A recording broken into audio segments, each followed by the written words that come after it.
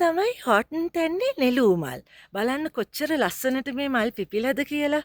ඇත්තටම මේ නොවැම්බර් මාසේ මේ මල් පර වෙලා යන ගමන් ඒ වුණාට තාමත් මේ නෙළුම් මල් හරිය ලස්සනට හොටන් තැන්නේ තියෙනවා.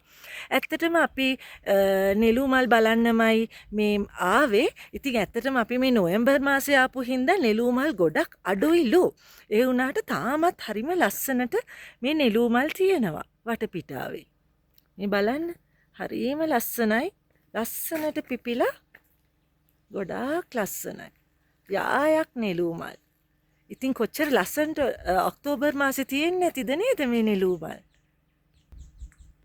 මේ තමයි මම. නෙළුම් මල් වල ලස්සන බලන ගමන් මේ මම ඉන්නේ. ගොඩාක් ලස්සනයි.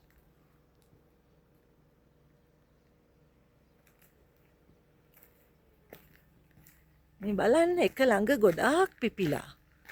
හරිම ලස්සනයි. මේ ලස්සනයි ළඟට මීමැස්සොත් පිරීලා මේ මල් පරවේගන යන ගමන් ඒ වුණාට බලන්න මේ අපේ රටටම ආවේනික නෙළුම් මල්. අවුරුදු 13කට එකපාරක් තමයිලු මේ නෙළුම් මල් පිපෙන්නේ. බලන්න කොච්චර ලස්සනද කියලා.